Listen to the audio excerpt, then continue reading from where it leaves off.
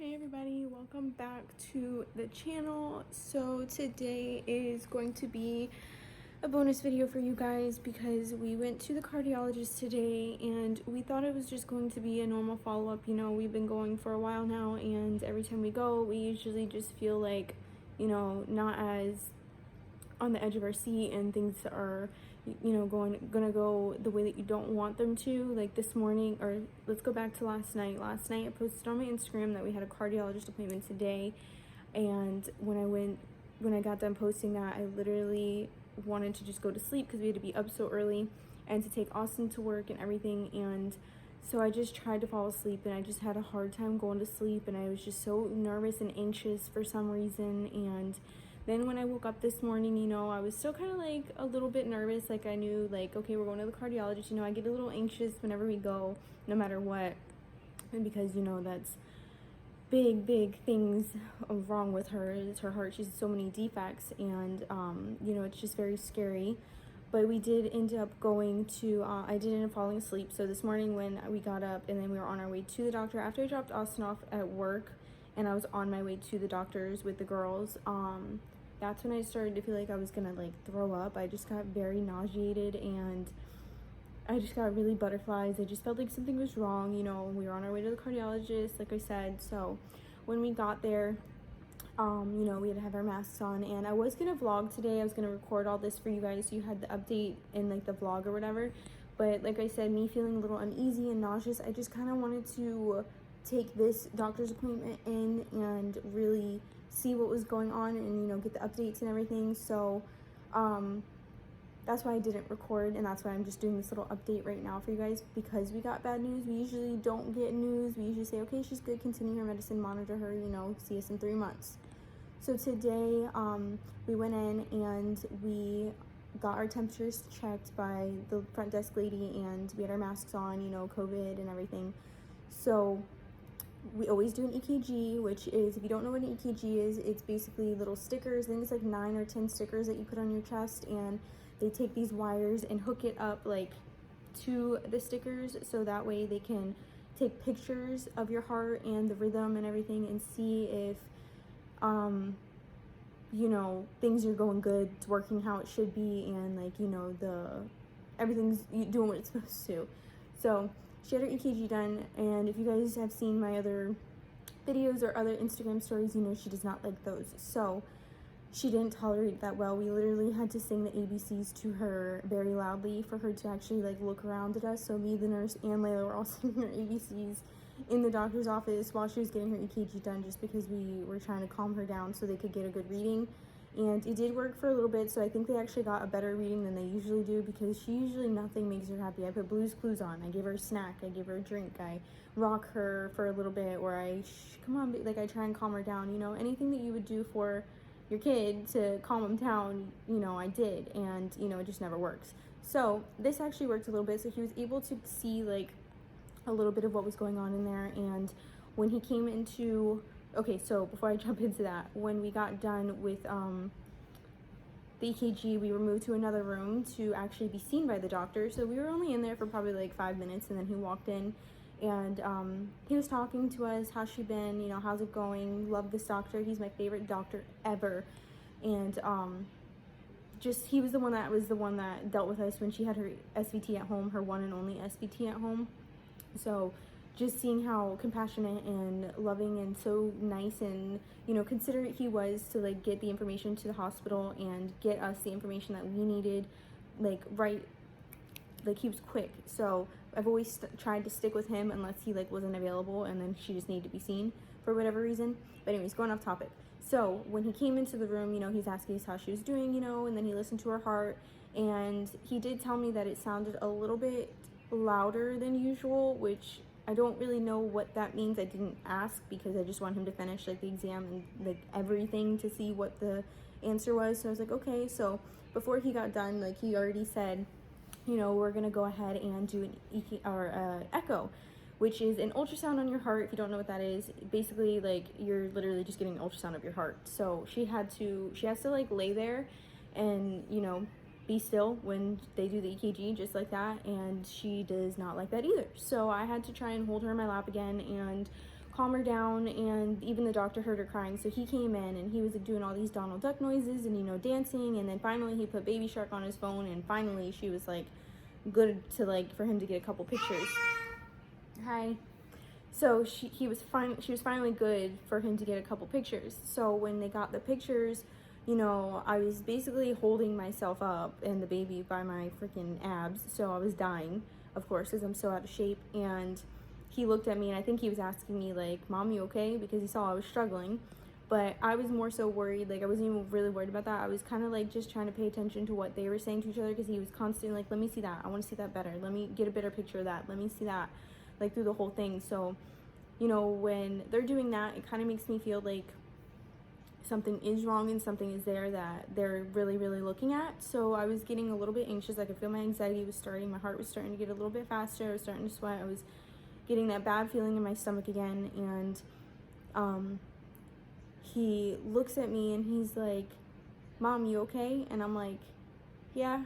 And I'm just watching them. And then he goes, so everything looks good, but, and then as soon as he said but, like, I started getting really teary-eyed. And but anyways, so he told us, he wrote it down on like a little piece of paper for me, and he told me that she has something called PAPVR, which I'll actually leave the name down below because it's like 5 words, and I'm no doctor, so I'm probably going to pronounce them wrong. But it has to do with her pulmonary veins not attaching correctly to her heart. So when when her heart developed in the womb, we all know that it didn't develop correctly, obviously, because she has defects. But we didn't know about this one because she moves all the time in her ultrasounds. So I guess because she was so little, like, you just couldn't tell. And so he told me, he's like, if you look it up online, like, I'll write it down for you, but when you look it up online and you start getting worried, he said, call me.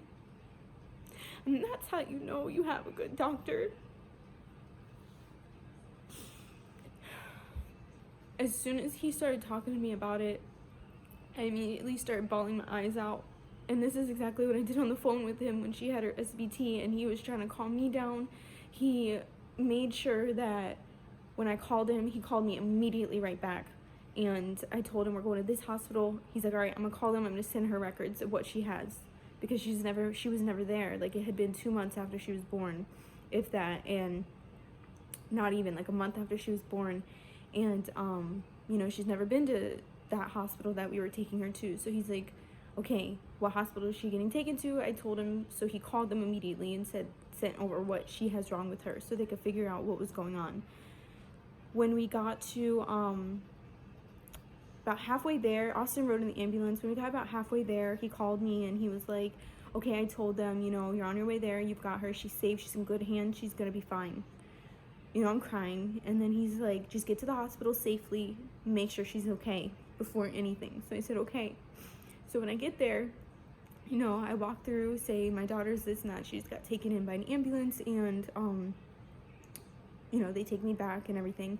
Well, when I get back there, there's 2 nurses working on her to do like the ice bag trick and everything like that. And then there's the ER doctor, and I think there was another doctor in there, but I don't know what his title was. He was just talking to the ER doctor. So it could have been like the radiologist or something, if I'm not mistaken. And so basically, long story short, I'm just telling you, like, this doctor that we go to is amazing. He actually cares. He's children of himself. Whenever, before this whole COVID thing came about, whenever we would come in, like today, he gave me air hugs, but because of the COVID. But whenever we would go in before, he would walk in like family and, hey guys, how are you doing? Like, playing with the girls, and, you know, really loved his job, you know, like, just somebody who genuinely cares and loves their job. And, you know, it's really heartwarming to actually find a doctor like that, especially a heart doctor, a cardiologist, for your daughter, for like your child, that can't speak for themselves. It's just so, it's what you need. It's amazing. So to actually find some doctors that, you know, actually care is just outstanding. So anyways, you guys, so going back to everything that's going on with her. So I will actually leave all the other stuff that she has wrong with her down below. It's in another video if you guys want to watch that one, of what we went through for my pregnancy, like talking about how we found out she had a heart disease, and you know, the whole process of the birth and how she did after and everything like that. So that's like in another video if you guys are interested in watching that. Back to what I was saying, you guys. So PAPVR, her pulmonary veins are not attached correctly. This can cause her to be tired. This can cause her to be very lethargic and out of breath, very short of breath, because the blood is actually not going through the left side like it is supposed to be. It's actually taking poor oxygenated blood and rich oxygenated blood, like good blood, like new blood, and it's actually going through the right side. So her blood flow is actually the opposite, and it's kind of crazy because my great-grandfather had that problem and also had a valve issue. But I'm actually talking to my grandma about trying to get all of his records. He's passed away like years ago, so I'm trying to like get her to get all his records so that way I can take it to the cardiologist and be like, look, now that things are starting to like add, like some things are starting to like look like that's what he has, you know, and it's in the family on my side, I just feel like you guys need this to go off of, and hopefully it'll help him. If it doesn't, it doesn't. If it does, it does. But at least we have that information that there is heart issues in the family, and you know, blood pressure and stuff like that. So he did tell me that he is very concerned about the issue because she also has her valve defect. So her tricuspid valve is actually where it's like, I explained it in the other video, but it's actually where like her valve is, say her valve is supposed to be like here, right? It's supposed to come down here. Her valve comes down here in her heart. So it's lower than what it should be, and I'm probably not explaining it good enough to you guys, but I have like this visual in my head, so I know what I'm talking about. So I'm sorry if I'm not explaining it like I should be. So her valve is actually lower. So because her valve is lower, it's causing regurgitation, blood flow. So her blood is actually flowing back to so where it came from. So like it's regurgitating. If I'm explaining this correctly, I know exactly what I'm talking about, so don't think I'm crazy. But anyways, so because she has her valve defect and now she's got this issue that they think she has. So this is like, they think she has this, but the way that he was talking to me, it's like, okay, we've got enough pictures to know that this is probably the road that we're going on. So to warn you that there are gonna be things coming up probably. So like, I just felt like it was a warning, you know, that things are gonna probably, as she gets older, some things are gonna pop up here and there, which I've always expected. I've always expected something, you know, I don't want to say I always expect the worst, but when you have a child with a disability, you know, you gotta be on your toes and constantly making sure they're good. Like, if you don't have a kid with a disability or an illness or a medical issue, I'm not saying you don't understand what I'm talking about, because you have a child, so you understand like how much you love your kid, but it's just, it's a different situation. It's a different type of stress. It's a different type of anxiety. It's hard. It's very hard for me every day because I'm so worried. It's not hard being her mom. Like, don't think I'm saying like, oh my God, I don't want her. No, it's not that. It's hard for me to deal with my emotions about it, is basically what I'm trying to say. Because like, you think about it, he told me that she probably wouldn't need like to really be like focusing on this until she was like 10, because it can progress fast, it can progress slow. Like, he told me that they just worked on or operated on a kid that was 17, 18 years old, and he had the same thing and he's perfectly fine, you know, but everybody's story is different. So I don't want to hear, oh, we just operated on this girl, she's good. I don't want to hear, oh, we operated on him 2 years ago, look at him, he's fine. That doesn't mean anything. Like, I can sit here and I can still be scared, I could still be worried, and everything turn out how it's supposed to, but my emotions are going to take over the best of me, and they've been taking over the best of me for a while, you know, like a couple weeks now. Like, the last couple weeks I've been having like almost on the verge of a panic attack. So as far as, like, I'm sure you guys are probably wondering if she can have surgery or anything like that. We weren't talking about surgery, like, you know, before today's appointment. You know, like, every time I brought it up, it'd be like, oh, that's way down the road. That's way down the road. But today was finally the day that he was, like, bringing up stories about surgery and other kids, and saying that when they go, if they have to go in and fix this issue, whenever the issue, you know, comes about, you know, like, causes her issues or symptoms, they will be fixing her valve, and they will also be doing her cauterization, which the cauterization is for her Wolff Parkinson's White syndrome. So she has, like, an electrical issue in there, and I, like I've said, I've explained this all in another video, but I'll just briefly go over it really quick for you guys. She has Wolff Parkinson's White syndrome, which is a rare heart defect, or congenital heart defect, and it's like an electrical system that is just not working, so it can fire off, you know, can keep firing off and make her heart rate go higher. So there's that. It's a rare condition. She also has the tricuspid valve. Like I said, the valve developed in her heart a little bit lower than it should be, so it's not in the right spot either. She did have a VSD that closed when she was probably, like, less than a year old, so I think she was about, like, 6 months old when that closed. And she had a PFO. He didn't say anything about that today, but he also did say that she had a hole on the top right chambers, which can be associated with that PAPVR that I just got told about today. So those things can actually be associated with each other. So like I said, you guys, surgery is probably not going to be an option, like, anytime soon, but it can be. I think it's more of, like, an option, like, now to talk about, because, you know, something else came up. So the only reason why you guys are probably like, oh, well, why didn't you figure this out when she was little? She don't sit still for her ultrasounds. And he even said that. He's like, you know, usually we find everything out, but she does not sit still for her ultrasound. She does not sit still completely for her echoes, so it's really hard. He's like, if we really wanted to sit down and really pinpoint, you know, she's got this, she's got this, she's got this, we would have to sedate her, and he doesn't really want to do that. So basically right now it's just a waiting game, and we have to watch her closely. You know, he says if anything comes up, things will you know, have to be taken day by day. You know, they'll have to watch her and monitor her and stuff like that, do what they're doing. So he did schedule her for 3 months from now, because she's doing so good, nothing else is wrong with her, and, you know, he doesn't think that this is showing any symptoms. So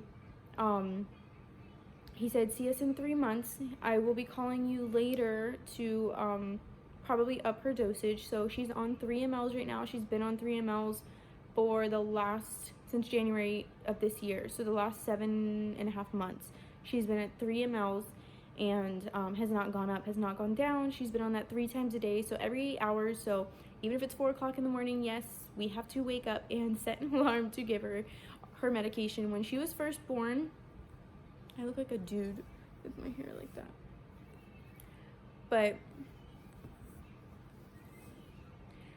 But yeah, when she was first born, she was on it 4 times a day, so it was every 6 hours, and it was like, it was so tiring to have to wake up to feed her, and then, like, 2 hours later, if she woke up to eat, and then 2 hours later she needed her medicine, like, I would feed, and then my husband would do the medicine, or vice versa, you know. So we weren't so extremely tired.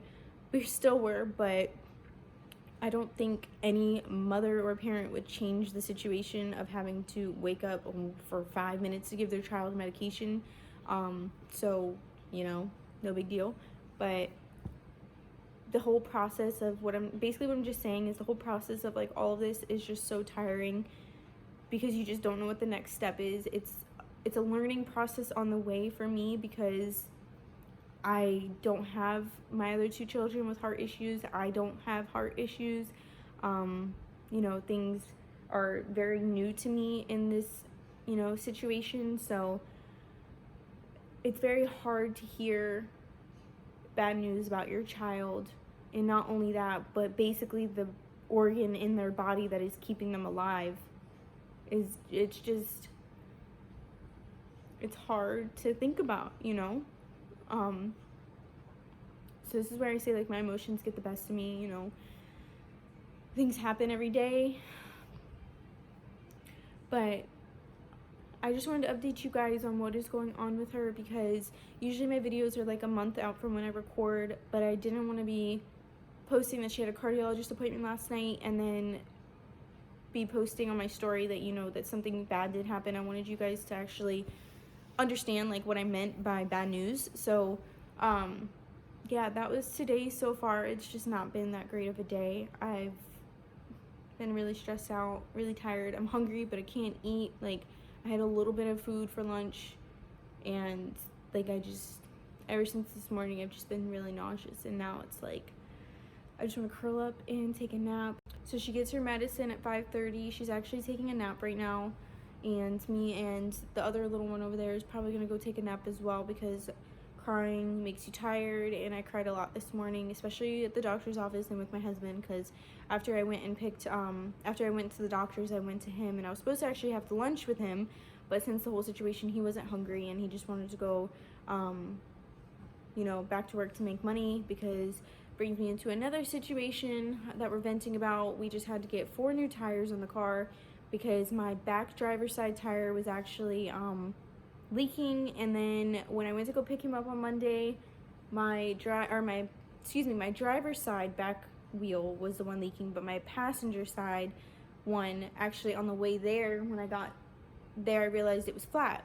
So I rode with a flat the whole way there. I didn't even know. And my thing came up on my dashboard, but because my other tire was leaking first behind, like in the driver's side, I thought it was just that, so I ignored it. And then when I actually looked at it to see what the number was of, like, the PSI number, that one was fine, you know, but because he put air in it. But the other one was on a 6, and it's supposed to be on a 33. So yeah, we had to put the extra tire on, the donut tire, if that's what it's called, or whatever it is. So we had to put the extra tire on that we had in the trunk and drive with it home. And then the next day he went and put new tires on it, and now he's got to fix the brakes, filters, spark plugs. He's doing like a whole tune-up, changing the oil, the transmission oil, I think he said. He's just doing everything on it, on top of doing his dad's car, 2 cars, and just everything else going on. Like, so I just feel like we're being very, like, tested right now. I don't want to say we're being tested right now, but we're going through something hard, and it's just a hard time for us right now, for everything, emotionally, physically, mentally. Like, it's a lot to take in right now, but, you know, you got to do what you got to do. You still got to pull through every day. I'm a mom. I stay home with my 2 girls. I can't wallow in bed all day and cry and be, like, upset, because I'm very open about my depression and my anxiety. I don't have any problem expressing how my body reacts to things or how I feel. So I don't really care to share that with you guys. Like, it doesn't bother me that you guys know that. I don't just lay in bed and, you know, sit there because I'm depressed. Like, if I'm depressed, I feel depressed, but I still get my stuff done. You know, my kids still eat, they get baths, I take a shower every day. You know, so I'm not like severely depressed, but I do have still some depressed moments where, you know, I just don't feel like so happy for whatever reason, or for no reason at all. And my anxiety is just like an everyday thing. I've had anxiety after I had Layla over there. I started getting anxiety, and ever since I had Andrea, now I'm getting even worse anxiety. And then now, you know, since everything's been going on with her, my anxiety's been more so turning into almost panic attacks. So things are just very hard right now, and, you know, a little bit of support goes a long way, you guys. So even like a little heart that you drop down below, or even I'm praying for you, helps. So I know I don't answer like Instagram stories or, you know, YouTube comments right away, but like I said, a little bit goes a long way. Even sending a little prayer our way, you know, really helps. So I just wanted to give you guys a little update, since things did not go as planned today. So if it would have just been a little, you know, oh, things are fine, everything's good, you know, I probably would have just posted it on my Instagram and said, you know, cardiologist appointment went great, because I didn't vlog today. But I just wanted to make this video to update you guys and really just keep you guys on the journey, because I've already opened you guys up to her heart story, and I just want to make everybody aware that, you know, there are kids out there who have issues, and if you don't have a kid who doesn't have an issue, you kind of like don't really think about it. Not saying you don't think about kids like that have problems, you know, ever, but when I had my 2 kids, you never really think about stuff like that until it happens to you, I guess you could say, you know, if you see it on Facebook or you see it here and there. But I just wanted to make this video to make you guys aware of congenital heart disease, and to really just show that we brought you guys in already to our, you know, story about her heart disease. I want to continue to update you guys and let you guys know what's going on, because some of you guys don't have kids that have issues. So, you know, some of these videos are kind of like, you know, eye-opening to some of you, to not like, you know, take life for granted, because some people have kids who aren't in such the best health, or, you know, they have medical issues like my daughter. And like I said, you guys don't usually, or not you guys, I don't want to say you guys because I can include myself in this. Before I had kids, you know, you don't really think about that kind of stuff.